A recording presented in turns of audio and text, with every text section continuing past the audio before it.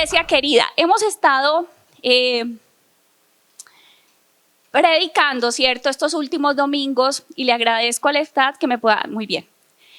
Hemos estado hablando acerca de las emociones, ¿cierto? Y cómo una persona con emociones enfermas no puede tener una vida espiritualmente sana. No hay tal cosa que tengo emociones enfermas, pero soy espiritual. No hay tal cosa, ¿cierto? Entonces, hoy vamos a seguir y vamos a hablar de la amargura. Usted le va a decir al del lado, si usted cree que en usted haya amargura, dígale al de su lado, mira, yo creo que un poquito, que sí, que no, ¿vale? Cuéntele a ver. Y el mensaje de hoy se llama ¿cuál es tu raíz? Y vamos a empezar haciendo un test. ¿Listo? ¿Quiénes se van a dar la oportunidad que creen que no tienen amargura de ver si hay algún nivel de amargura? Levantemos la mano. ¿Quiénes nos vamos a dar la oportunidad? Listo. Todos estos que les voy a leer son síntomas de que hay amargura. De un momento a otro cambiaste tu esencia. Un ejemplo, eras súper generoso y te empezaste a volver escaso. O eras súper efusivo y perdiste, ya ahora no eres casi expresivo. O sea, como que has empezado a decir, yo mejor me limito. ¿Algo te está limitando? ¿Qué te está limitando?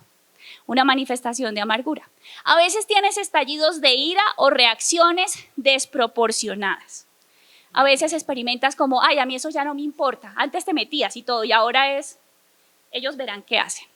Una manifestación de amargura. Experimentas vacío, pasas demasiado tiempo conectado a las redes, una manifestación de amargura. Ya no disfrutas tanto aquellas cosas que antes te eran placenteras. Antes te era placentero venir a la reunión, orar, por ejemplo, ya no. Raíces de amargura. Hay cosas que te revuelven el estómago, ¿sí? Tú como que te desenfocan. Raíces de amargura. La cara que pones. Dice mi esposo, no tenemos la culpa de la que tenemos, pero sí de la que ponemos. Si alguno a usted le ha dicho de pronto por ahí, téngalo en cuenta.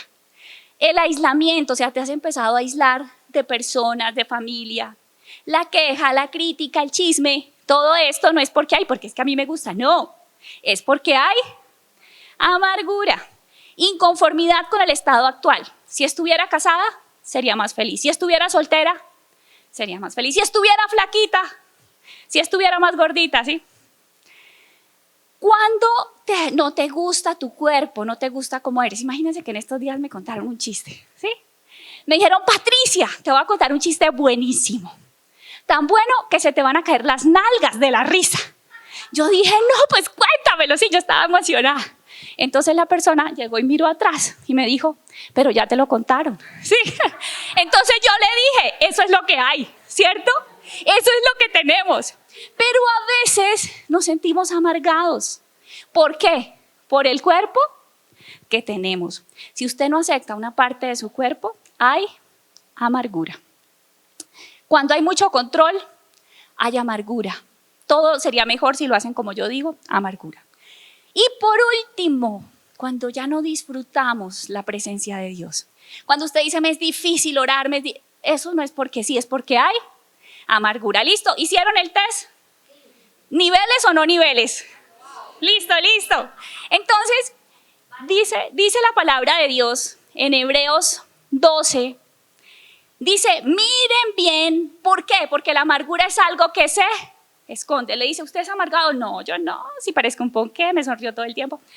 Porque se esconde. Miren bien, no sea que alguno deje de alcanzar la gracia de Dios. ¿Quién es la gracia? Cristo es un regalo, es este regalo. Lo representa este regalo. Y Cristo es sanidad, Cristo es prosperidad, Cristo es perdón, Cristo es gozo, es el regalo. Él murió para darnos todo eso. Yo soy cristiano, pero nos dice la Biblia, mire bien, porque usted puede ser cristiano, pero no se lo pone. O sea, a veces uno se tiene que confrontar, es que yo amo la gracia, yo predico la gracia, pero ¿se te nota? ¿Te la pones? ¿La usas? Porque de pronto la tengo aquí, pero no la puedo, ¿qué? Entonces miren esto, un segundo, Juanpa, no te me aceleres. Allá está la amargura. ¿Qué dice este pasaje? Miren bien, vamos a ayudar a parar. Eso hace la amargura. Muy bien actuados mis actores. Dice, miren bien, no sea que alguno deje de alcanzar la gracia. Esta es la gracia, este es Jesús. Que brotando alguna raíz de amargura, esa es la amargura. ¿Sí? Dice que esa raíz estorba. Cuando uno se encuentra con un estorbo, ¿qué pasa? Se tropieza, ¿sí? Y no alcanza, dice que no te lo deja alcanzar. Entonces, y dice que contamina. Aquí está el regalito. ¿Ya eres cristiano? Ven por él. Venlo, venlo, venlo. Venlo, venlo, venlo. Eso hace. ¡Ay, Dios santo! Yo tengo los mejores actores, se los dije. Entonces, a ver, ayudémoslo, ayudémoslo. Porque Cristo ha venido. Pero miren, ¿qué te está limitando? ¿Qué te está limitando? Eso hace la amargura. Ayer eres cristiano, maravilloso. Pero vaya y disfrútelo, no alcanzamos. ¿Sí ven? Entonces, dice, miren bien, no sea que alguno deje de alcanzar la gracia de Dios, que brotando alguna raíz, centrémonos en esta palabra, raíz. La raíz es la causa de algo. La raíz no se ve, pero la raíz ¿qué? Sustenta el árbol, eso hace la raíz. La raíz es el que da el soporte. ¿Cómo crece una raíz? ¿Cómo se da una raíz? Llega el terreno completo, la tierra, el agua, la semilla, percibe el terreno completo y ¿qué? Brota, ¿cierto? Pero no se ve. A veces nosotros como hijos de Dios nos centramos ¿en dónde? En los frutos. Es que estoy jodido. Es que no tengo plata, ¿sí? Es que esa esposa mía no me la soporto, es cansona como nadie, ¿sí? Es que estoy enfermo, ¿eso qué son? Son frutos, son frutos. Que me den una pastoral, una consejería, y uno va a la consejería, trate la pobreza. Pero esos son los frutos. El Señor que dice, tienes que mirar ¿qué? ¿Dónde está la causa? Porque hasta que no se trate la causa, el problema no va a desaparecer, iglesia. Y el problema es que la causa no se ve. Ese es el problema. No se ve. ¿Por qué tenemos que clamar nosotros? Porque no sea revelada la causa. Miren este pasaje tan extraordinario. Dice, porque si el árbol fuere cortado, aún quedará de él esperanza. Retoñará aún y sus renuevos no faltarán. Si se envejeciera en la tierra su raíz y su tronco fuera muerto en el polvo, al percibir el agua reverdecerá y hará copa como planta nueva. La raíz, la amargura es lo que le da paso a los demonios. La amargura le da paso a la enfermedad. La amargura es la que produce los frutos de destrucción en nuestra vida. ¿Y qué dice? Que usted puede cortar el árbol, puede tratar la pobreza, puede tratar la enfermedad, puede tratar todo lo que quiera. Pero que si queda la raíz, así la raíz ya esté viejita, cuando la raíz vuelve a percibir un poquito de esa agua, ¿cuál fue el agua de la raíz? ¿Fue el rechazo? ¿Fue el desprecio? ¿Fue eso que usted vivió que hizo que esa raíz naciera? Cuando esa raíz en la vida futura empieza a volver a vivir las mismas cosas, empieza ¿qué? Así ya se esté muriendo, vuelve y se fortalece. ¿Listo? ¿Estamos súper bien hasta ahí? Bueno. Vamos a ver dos cosas que hace una raíz de amargura. Una raíz de amargura produce desprecio por Dios. Bueno, entonces usted le va a decir al del lado para que estemos muy despiertos, ojo con la raíz de amargura porque te puede llevar a despreciar a Dios. Pilas, pilas. Y miren esto, vamos a hablar de Esaú. Esaú habían dos hermanos, uno se llamaba Jacob y el otro se llamaba Esaú. Esaú era el que tenía el derecho a la primogenitura. ¿Qué es la primogenitura? Es una bendición. Pero en el momento de llegarle ese tiempo de la bendición, él dijo, ¿para qué me sirve esto? ¿Para qué me sirve? Y dice que Esaú despreció la progenitura. Cuando nosotros leemos Hebreos 12:15, que está hablando de la amargura, inmediatamente nos habla de Esaú. O sea, ¿qué llevó a Esaú a despreciar la primogenitura? La bendición de Dios, lo espiritual, la amargura. Cuando nosotros empezamos a despreciar la iglesia, orar, congregarnos, ¿qué hay en el corazón? Amargura. Y dice que después lloró, queriendo que le devolvieran la bendición, pero ni por las lágrimas la pudo obtener. También nos cuenta que Isaac le dijo, mira, Esaú no se va a casar con las viejas de ese pueblo. ¿Saben qué dice? Dice la palabra de Dios, que tan pronto le vio que eso incomodaba a los papás, pues no se casó con una, sino con varias. O sea, ¿qué llevó eso a Esaú? A querer choquear a los papás, a no seguir el consejo de Dios, a tomar malas decisiones. ¿Y cómo terminó Esaú? Separado de los papás, separado de su hermano, perdiendo el propósito que Dios tenía para él y despreciando a Dios. ¿Por qué? Por una raíz de amargura. Todo eso que hizo Esaú es la raíz.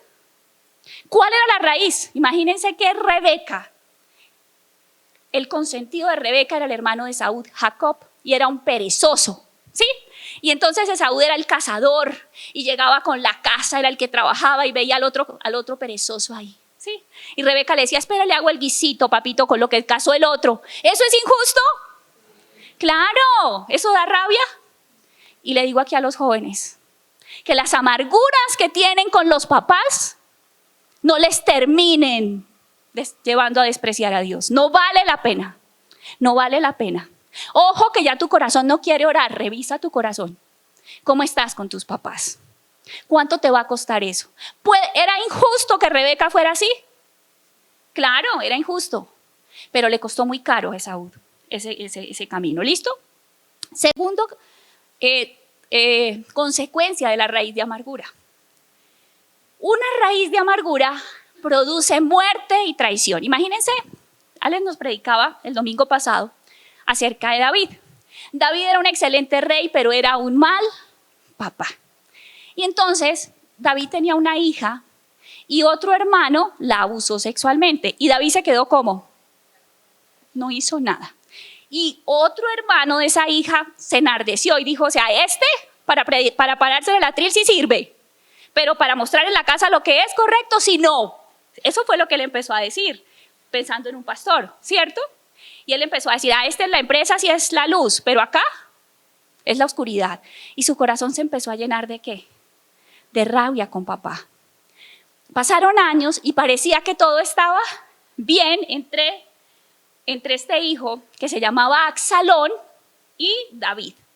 Todo estaba bien, pero eran mentiras porque había una raíz, y las raíces pueden ser viejas. Si usted no las saca, ahí va a estar.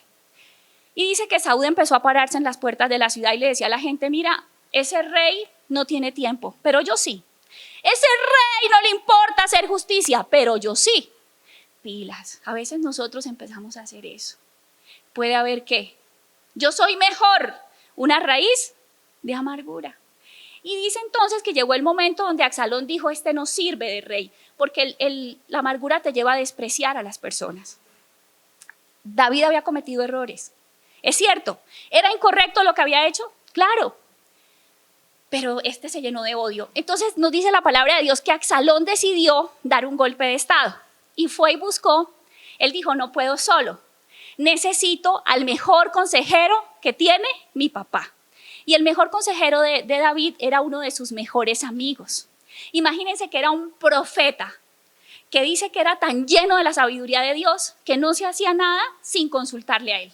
O sea, era un hombre lleno de Dios, era el consejero de David y su amigo. Pero imagínense que este hombre se torció. Y uno se pregunta cómo un hombre de Dios, un profeta, un hombre de oración, se tuerce. Es raro. ¿Qué pasó? Este hombre se llamaba Ahitofel. Pues un abismo llama a otro abismo, el cara de Dios. Un amargado llama a otro amargado. Ahitofel también tenía una raíz de amargura con David de hacía 17 añitos quizás que no había tratado. Ahitofel era el abuelo de Betsabé. Y claro, ¿qué pasa si el pastor que tiene autoridad, usando su autoridad, eso fue lo que hizo David, era un rey, tenía la autoridad y fue y le violó la nieta? Porque él la usó, él se aprovechó de ese lugar. ¿Eso es injusto? ¿Eso es incorrecto? Es muy duro. ¿Tenía razones este hombre para estar así? Por supuesto. Pero miren que la amargura nunca, aunque es un camino lógico, nunca es el camino de Dios. Y entonces, ¿qué pasó? Este hombre de Dios tan extraordinario llega y le dice a Absalón, mira, lo primero que tú tienes que hacer es no darle un golpe físico al rey. Primero, lastímalo en las emociones. Coge 200 concubinas, acuéstate con ellas delante de todo el mundo en la terraza, que todos lo vean. O sea, un acto de inmoralidad sexual sin precedentes. Porque dice que la amargura te lleva a contaminar. No solo te daña tu vida, sino que te lleva a llevarte ¿a quién? a otros por delante. Finalmente, Absalón tenía que tomar la última decisión y Ahitofel le dio un consejo. Y dice la Biblia que si Absalón hubiera seguido el consejo de Ahitofel, David había muerto. Pero por Dios, Absalón escuchó otro consejo. ¿Saben qué hizo Ahitofel? Fue y se suicidó. Porque ¿qué hace la amargura? Nos mata. Así parezca justo, es un camino de muerte. ¿Listo? Pero vamos a ver un tercer caso. Y es un hombre que también tenía todas las razones para obrar en amargura. Tenía todas las razones. Pero obró en un camino donde usó el dolor no para muerte, porque la raíz de la amargura es ¿para qué? Pero el perdón, y el perdón significa matriz, el perdón coge ese mismo dolor y lo convierte ¿en qué? En vida. Miren esto tan extraordinario. Y ese fue José. Imagínense que José, porque ¿qué hace el diablo? Miren, cuando él sabe que alguien tiene un propósito, él con todo el mundo se mete, pero cuando él sabe que una persona tiene un propósito extraordinario, tiene un don extraordinario, desde pequeño dice, yo sé que te mata, y empieza a lanzar sus flechas desde el vientre, que te aborten. Él empieza desde el vientre, ¿sí? Desde el vientre, porque él sabe que difícilmente nosotros soportamos la amargura. Él sabe que la amargura es un arma fidedigna para matarnos. Y empezó con José. Y dice que José tenía 7 años y su mamá murió. ¿Qué hace el duelo? ¿Qué hace un niño de 7 años sin mamá? Fue la primera. Después se quedó con varias madrastas. Imagínense que si con uno no tiene, yo tuve una. Pero ¿cómo serán varias? ¿Sí? Yo creo que José hacían el sancocho y José veía las presitas de pollo y a él solo el agüita. Y él decía, ¿y mi presita? ¡Ay, que no quedó! Y yo creo que José tuvo que acostumbrarse a que para él no había presita. Pero eso es doloroso para un niño. Aparte dice que los hermanos le tenían envidia y celos. ¿Por qué? Por 2 cosas. Primero, porque José tenía un don extraordinario. Él soñaba, Dios le mostraba lo que iba a pasar. Y segundo, porque el papá lo amaba. Entonces, y los hermanos dicen que no le podían hablar pacíficamente. Cuando usted no le puede hablar a alguien pacíficamente, usted tiene algo en contra de esa persona, amargura. Y José llegaba con un cafecito, mira, se llamaba uno de los hermanos Judá. Judá, mira, te traje este cafecito. Y Judá, ay, corra para allá, chino pendejo. Y José decía, pero ¿yo qué hice? ¿Sí? ¿A ustedes les ha pasado? Que ustedes no han hecho nada y ustedes llegan y la persona toda grosera y usted dice, este boquisucio, no le hice nada, ¿cierto? ¿Qué pasaría aquí? Eso vivía José, ¿eso es fácil? Jugaban el partido de fútbol y el chino en la banca, aquí estoy. Se hacían los locos. ¿Eso genera qué? Dolor. Ese era José. Un día decidieron matarlo. Se dieron todas las condiciones y lo metieron en un pozo. Y quiero que tengan en cuenta esta palabra, un pozo. Quiero que la tengan presente. Finalmente cambiaron de opinión, luego lo acusaron injustamente, lo mandaron a la cárcel, le hizo un favor el amigo se olvidó de él. O sea, José, ¿qué era? El más salado de la vida. Pero ¿qué hizo José con ese dolor? Y esto es una cosa divina, esto es revelacional. ¿Saben qué hizo José con ese dolor? Lo trató distinto a Esaú. Lo trató distinto a Ahitofel. ¿Era injusto, era incorrecto? Sí, pero él perdonó, iglesia. Él dio otra cosa. ¿Tuvo que ser un proceso? Sí, pero él perdonó. ¿Y qué produjo este perdón de José? Miren, se rompen los patrones generacionales. Isaac rechazó a Jacob. Jacob rechazó a sus hijos. ¿Hasta dónde llegó el rechazo de papá e hijos? Hasta José. ¿Él qué hizo? Rompió. ¿Usted quiere que su familia cambie? Perdone. O sea, el perdón tiene el poder de romper patrones generacionales. ¿En su familia hay muerte?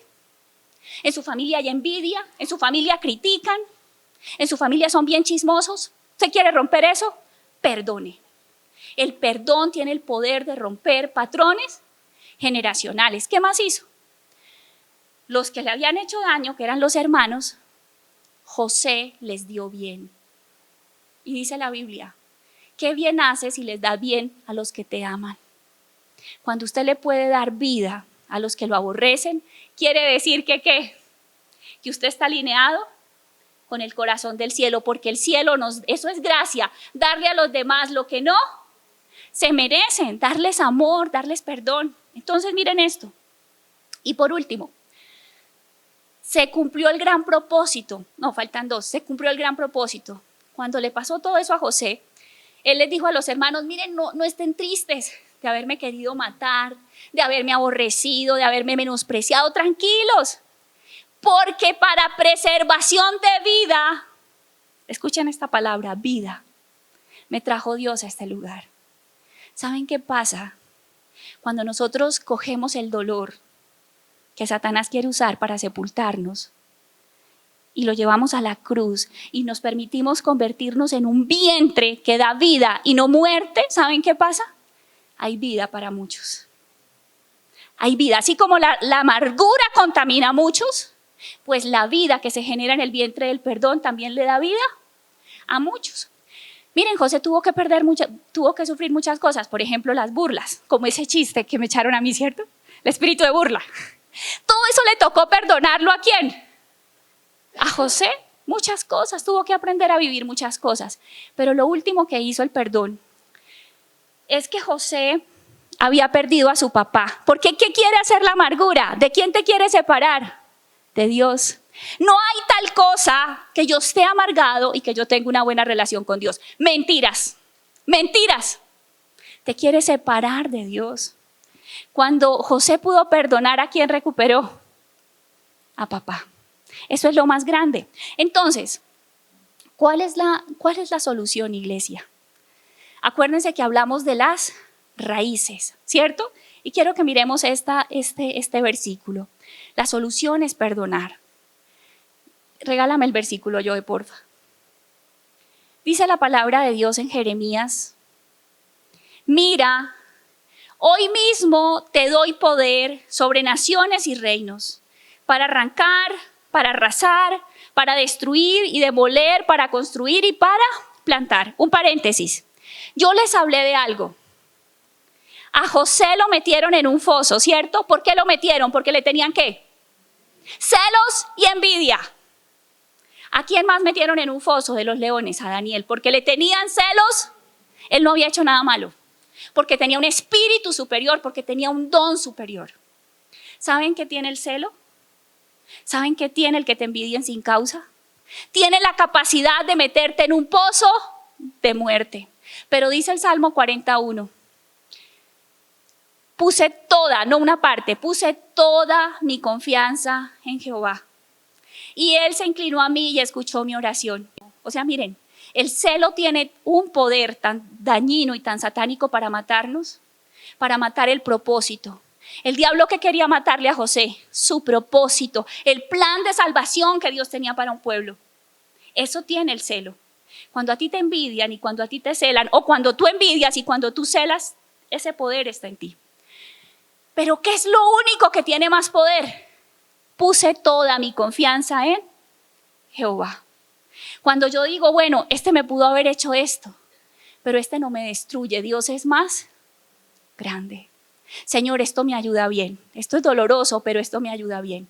¿Qué hubiera pasado si Agitofel hubiera ido delante de la presencia de Dios diciendo, no, yo no soy, porque decía Agitofel seguramente, yo soy mejor que ese rey, yo soy más santo? Miren cómo terminó.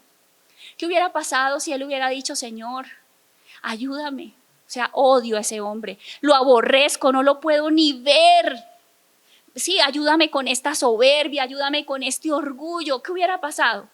No se hubiera sepultado su nombre y su ministerio como se hizo. Entonces, esto es revelacional, iglesia. El celo es un espíritu inmundo. El celo es un espíritu que decide matarnos y sepultarnos. Así usted no lo sepa, así otro sea el que lo sienta por usted sin causa.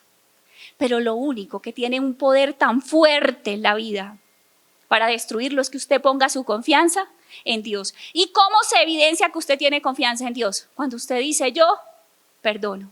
De Dios es la justicia. Él sabe lo que hace. A mí todo me ayuda a bien. Entonces, este pasaje nos habla de la raíz. Y dice, mira, Hoy mismo te doy poder. O sea, para arrancar las raíces, ¿qué se necesita? Poder. Se necesita poder. Esta raíz que no se ve, pero que es la causa, porque si yo sigo tratando los frutos, no va a pasar nada. ¿Qué tengo que arrancar? La raíz. ¿Cómo se arrancan las raíces? Miren, cuando uno dice, Señor, me dolía tanto, ¿sí? Que a veces la profesora no me diera la compota en ese colegio, ¿sí? Sí, me dolía tanto. Bueno, todas esas cosas. Cuando uno empieza a reconocer lo que le dolía, cuando uno empieza a llorar, cuando uno empieza a reconocer, pero Señor, yo soy bien rabón, ¿sí?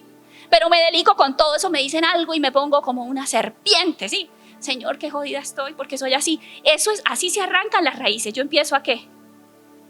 Señor, ese David, impío, rey impío, ¿cómo abusó de su autoridad? No lo tolero, me da asco. Así se empieza a arrancar las raíces. Cuando llevo mi dolor al lugar correcto, ¿que cuál es? Es Dios. Y dice, te he dado poder para arrancar, para arrasar y para destruir y demoler. O sea, Dios quiere que dejemos algo de la raíz. Nada. Que la arranquemos, ¿qué? Toda. Y dice algo. Dice, luego que tú arranques, porque donde hay una raíz muy grande que queda, tú debes construir y plantar. Porque a veces arrancamos las raíces, pero no construimos ni plantamos y el diablo vuelve a llenar. ¿Cómo se construye, iglesia? Mi hijo me decía, mamá, cuéntales esta historia del Principito. Yo le compartí este mensaje anoche. Y me dijo, diles que el Principito tenía una rosa y la rosa era arrogante. Y por esa arrogancia él se separó de la rosa. Pero luego él se dio cuenta que su rosa era única en su especie. Y que habían muchas, porque él le dijo, rosa que me dice que es única, y hay miles de rosas. Y él fue y vio que había miles de rosas. Pero él se dio cuenta que su rosa era su rosa. Y él se dio cuenta que él amaba a su rosa y que extrañaba a su rosa. Cuando nosotros nos amargamos, eso tiene la capacidad de impedirnos ver todo lo bueno que sí tiene esa persona. O sea, solo es el David pervertido, el que abusó de su poder, pero tenía tantas cosas. El rencor nos cega para ver lo bueno. Entonces, ¿qué hay que empezar a llenar ahí? De la visión correcta. Así como el diablo sembró mentiras en contra de las personas, ¿de qué tiene que llenarse ese hueco?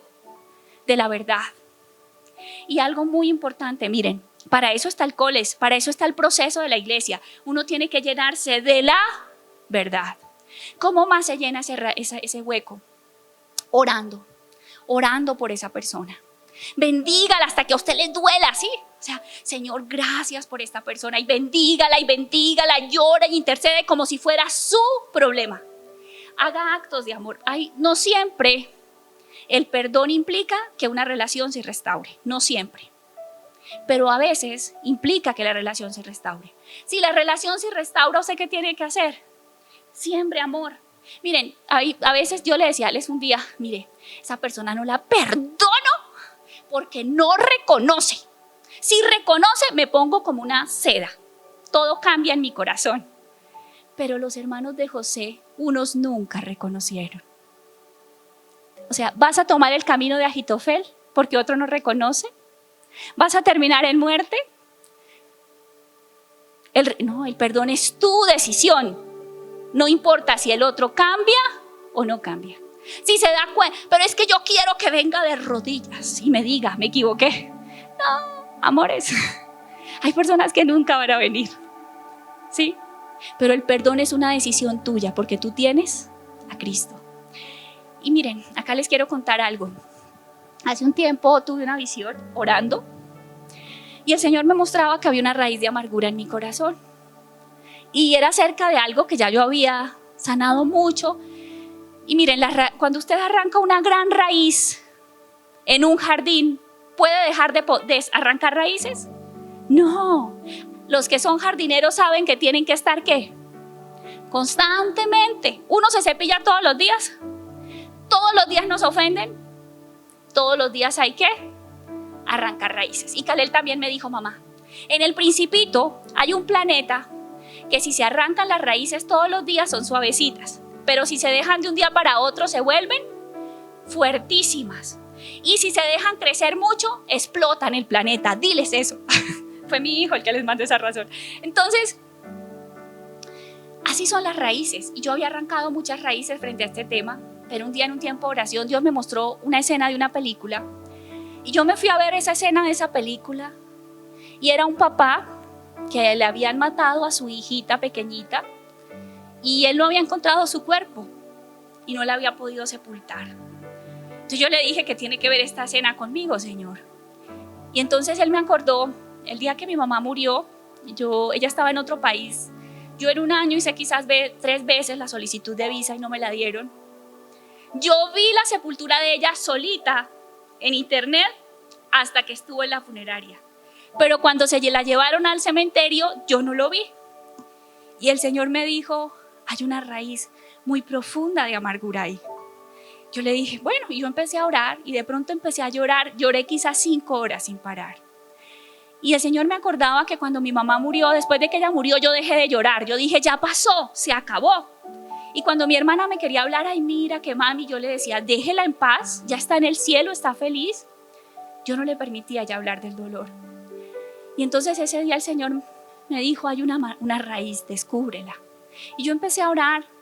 Y el Señor me acordó de estas frases de mi mamá.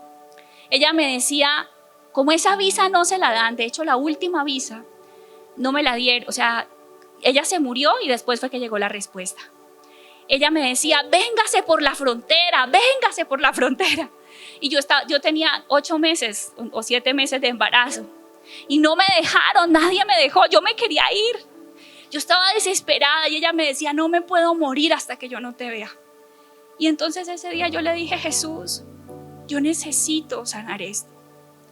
El Señor me dijo, vas a sepultar a tu mamá porque no la has sepultado y necesitas sepultarla, pero primero tienes que sanar estas raíces de amargura. Y yo le dije, Señor, tú le puedes decir algo por mí, tú le puedes decir, mi mamá era una mujer que la perseguía un espíritu de celo y envidia. Miren, yo sé que todos acá dicen, ay, mi mamá es la mejor, ¿sí? Pero la mía, yo siento que era la mejor, ¿sí? Y los que la conocen dicen, mis tíos dicen que era lo mejor, todo el mundo que la conoció. Entonces, ella tenía unas amigas y ella era botada con las amigas. Y eran unas amigas miserables, ¿sí? Y yo le decía, mami, ¿por qué se consigue las peores? Usted tan buena y tan traicioneras, ¿sí? Y cuando mi mamá murió y yo empecé a ver personas así, yo empecé a repelerlas, pero fue después de su muerte. Porque ¿qué? No era mi problema, era algo que yo estaba cargando de ella. Y así empezaron a maximizarse muchas cosas en mí después de su muerte. Entonces yo le dije, Jesús, yo tanto que le decía que no fuera así y yo también la traicioné. La traicioné igual que todos. Ella se murió llorándome que fuera y yo no fui. Yo me acuerdo que a mami le dolía mucho que yo haya decidido ser pastora y me decía siempre, no, eso es porque, bueno, ella veía unas circunstancias y decía, nunca vas a tener ni siquiera un apartamento para tus hijos, qué vida tan miserable. Y lloraba, eso ella la amargaba, ¿sí? Y cuando mami murió, el regalo de ella, su herencia fue un apartamento para mí. Y yo le dije, Señor, o sea, yo también la traicioné, yo también, fui uno más, ¿sí? Y me acuerdo que el Señor pudo permitirme sanar, pero también yo tenía una rabia con mi mamá y el Señor me lo mostró y era que yo le decía, no sea tan buena. No, yo peleaba con ella, yo le dije, quiero que le digas que tengo mucha rabia porque ella eligió a todos y no se eligió a sí misma y tengo mucha rabia con ella. Y escuché la voz de Jesús que me dijo, mira, está bien lo que hizo tu mamá, aunque no es lo que tú hayas decidido para tu vida. Ella decidió entregarse por su tribu. Está bien, acéptalo. Miren, yo lloré tanto, quizás 5 horas lloré sin parar. Y había pasado algo.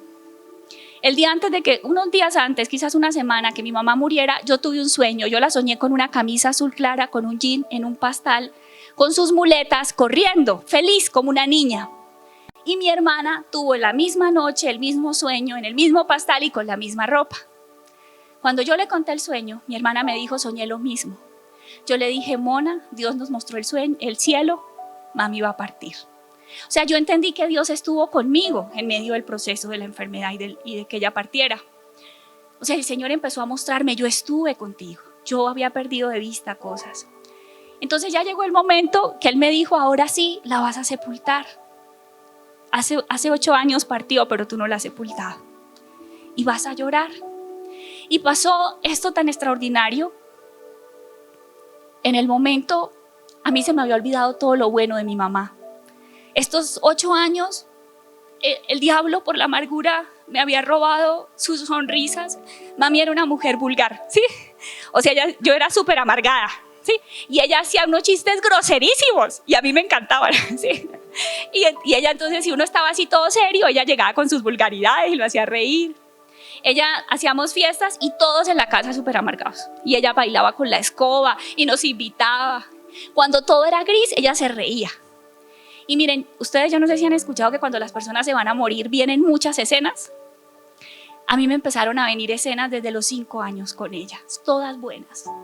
Yo las había olvidado todas. A mí se me había olvidado cómo se reía ella. El diablo me había robado la persona más dulce que yo había tenido en mi vida, su amor, su cariño. Yo había cerrado mi corazón para amar. Me había limitado en amar porque el amor me había dolido mucho. Y yo empecé a reírme y a reírme. Y en ese momento el Señor me dijo, ese hueco está listo. Pero en ese hueco no vas a sepultar dolor. En ese hueco vas a sepultar gratitud por todos los años que la tuviste. En ese hueco vas a perdonar a todas las miserables amigas que tuvo. Sí, a todas. En ese hueco te vas a perdonar a ti, a tus hermanos, por no haber sabido la mamá que tuvieron. En ese hueco vas a dejar mejores cosas y vas a dar gracias, una acción de gracias por la mamá que tuviste. Así se cierran. Ese versículo se cumple de esa manera. Y así se cierran los ciclos para que podamos, ¿qué? Convertir la muerte en vida. Y quiero que oremos con este versículo. Dice, y estaba allí una vasija llena de vinagre. Entonces ellos empaparon en vinagre una esponja y poniéndola en un hisopo se la acercaron a la boca. Cuando Jesús hubo tomado el vinagre, dijo, consumado es. Y habiendo inclinado la cabeza, ven, regálame uno, entregó el espíritu. Miren esto tan extraordinario. ¿Saben cuándo Jesús terminó su obra y dijo se acabó? Cuando bebió el trago de amargura. O sea, Jesús ya lo tomó. ¿Para qué? Para que ni ustedes ni yo tengamos que seguir tomándolo. ¿Quiere decir que no van a seguir los envidiosos? ¿Quiere decir eso? Los amargados, los que le odian sin razón, los que le tienen envidia. ¿Quiere decir eso? No quiere decir eso. Pero quiere decir que como ya Jesús se tomó ese trago, usted va a poder sacar no odio sino vida. Cuando nosotros vemos a Jesús en la cruz, dice Isaías 53, vemos un cordero. Esa es la imagen del cordero. Cuando Él vuelva en Apocalipsis va a venir el león. Pero en la cruz hay un cordero, no una serpiente. Jesús no dijo, uy, miserables, me mataron, me traicionaron, que se mueran. No. Vemos, dice la Biblia, que se cayó de amor. Y salió un cántico sagrado. ¿Y saben qué decía esa oración sagrada? Perdónalos, porque ellos no saben. Ellos me están haciendo esto porque ellos no saben lo que hacen. Muchos de los que nos lastiman no saben lo que hacen. Eso es lo que nosotros vimos en la cruz, iglesia. Ese es en el que nosotros creemos. ¿Y qué hizo el perdón de Cristo? ¿Qué le dio a la humanidad? Una nueva historia, un nuevo comienzo. Entonces acá, para que oremos, Dios nos está colocando 2 caminos. Un camino que puede impedir que tú disfrutes esa gracia, que puede seguir trayendo enfermedad, muerte, celo. El celo en mi familia trajo muerte a mi papá, a mi mamá. O sea, el celo fue tan fuerte en mi familia que ha traído muerte generación tras generación. Pero a mí Dios me ha dado un arma y es la cruz. ¿Para qué? Para que mis hijos no mueran, para que mi esposo no muera, para que la muerte no toque mi casa. ¿Y van a cambiar los de afuera? Quizás no, pero no puede dañarme. Porque ¿en dónde está la solución, iglesia? En Cristo. Entonces, con base en esto quiero invitarles a que nos coloquemos en pie y vamos a orar. Y puede que usted no tenga raíces de amargura, según lo que usted crea, ¿sí? Va a darle la oportunidad al Espíritu Santo. Bueno, y ahí donde está con sus ojos cerrados, yo le invito a que usted pueda recordar que hubo dos personas que fueron al templo. Uno era el publicano y otro era el fariseo. Y el fariseo dijo: Señor, yo no soy como este publicano. Yo no soy como David, una autoridad impía que usó su poder para hacer daño. Eso fue lo que dijo el fariseo. Yo diezmo, yo no adultero. Ese fue el fariseo. Yo no soy como mi papá, que es uno en el púlpito y otro en mi casa. Eso fue lo que dijo el fariseo. Yo no soy como mi mamá, llena de preferencias. Eso fue así llegó el fariseo, diciendo: yo no soy como ellos. Pero dice que llegó el publicano, y el publicano ni siquiera quería levantar su cabeza, y solamente le decía: Señor, aquí está mi pecado, no soy digno de ti. Y dice que se fue justificado, porque al humilde Dios lo exalta y al soberbio lo mira de lejos. Y quizás tú tengas que venir como ese fariseo porque te hirieron, porque has tenido autoridades que han hecho lo impío, que han usado su poder, que han sido irresponsables según tu criterio y tú crees que tú eres más responsable. Quizás tú tengas que llegar con la incoherencia de tus papás, pero hoy llega como el publicano y dile: Señor, ¿qué hago con este berraco orgullo que me hace creer que yo hago todo bien y que soy mejor que los demás? Llega así, dile: Señor, ¿qué hago? Estoy jodido.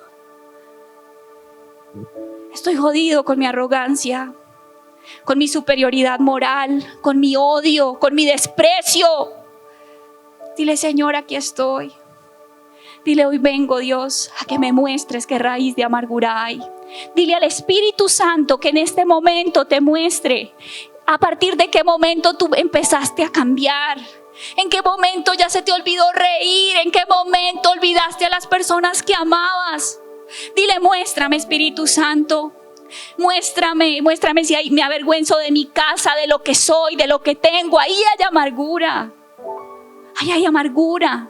Y puedes estar viniendo a la iglesia, pero esa amargura te tiene atado para disfrutar la abundancia de Cristo. Dile al Espíritu Santo, dile: muéstrame la raíz. Fue un abuso sexual.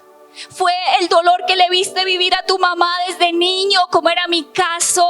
Fue ese dolor, esa impotencia de que no pudiste salvarle, de que no pudiste ayudarle por más que le amabas. Y eso te quedó una frustración, un dolor profundo. Ese dolor de mamá en el cual tú no pudiste hacer nada. Hoy díselo, dile: esta es la raíz, Señor, de mi amargura. Esta es la raíz de mi rabia, de mi enojo. Fue la incoherencia de un papá soberbio y arrogante. Fue la dureza. Fue la preferencia de un papá. ¿De qué tienes miedo? Si le tienes miedo a la muerte o a que algo malo pase, porque la muerte ha perseguido tu casa, es porque hay amargura. Y este es el día de decirle: Señor, vengo a arrancar esta amargura. Y llora, dile que te da rabia, dile que no puedes, dile que no eres capaz. Pero deja que Él arranque. Dios te ha dado poder y en el nombre de Jesús arranco esta raíz inmunda de odio, de desprecio, de juicio, de tener asco por esta persona. Las arranco en el nombre de Jesucristo. Las arranco en el nombre de Jesucristo. Y vas a plantar nuevas cosas. Y vas a bendecir a esas personas en este momento. Bendice a esas personas. Vas a decirle: Señor, quiero que le hagas bien. Quiero que me dejes ver la belleza que hay en esa persona. De pronto esa persona que tú ves amargada ha sido tan rota. De pronto tiene miedo. De pronto le han lastimado tanto que se ha metido en una cueva porque ya no quiere más ser defraudada. De pronto quiere apartarse porque está herida y tú vas a decirle: no le quiero condenar ni le quiero juzgar, quiero ayudarla, quiero interceder. Este es el corazón que da vida. Y vamos a poner la mano en nuestro vientre y dile: Señor, yo no quiero ser una raíz para que el infierno destruya propósitos, para que traiga muerte, para que se lleve a muchos por delante. Dile: yo quiero ser un vientre que dé vida. Yo quiero que por causa mía se rompan los patrones en mi casa. Yo quiero que a partir de mí haya una nueva generación, un nuevo tiempo. Y vas a dar gracias por esa persona que te hirió, por lo que te enseñó. Vas a bendecirla, dile: gracias, Señor. Y ahí donde estamos vamos a recibir la Santa Cena y vamos a adorar a Jesús, porque Él sí era justo.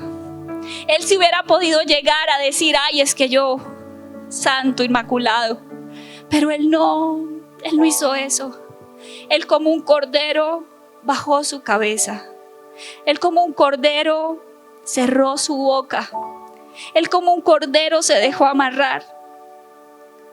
Y hoy le vas a decir: Señor, gracias. Gracias por esa oración, porque yo de gracia recibí. Porque no hay justo ni uno. Si tú crees que en ti no hay maldad, es mentira. Eso es una mentira. No hay justo ni uno, dice la Biblia. No hay sin pecado ninguno. Somos justificados solo por su gracia, no por nuestras obras. Y le vas a decir: yo recibí de gracia tu perdón.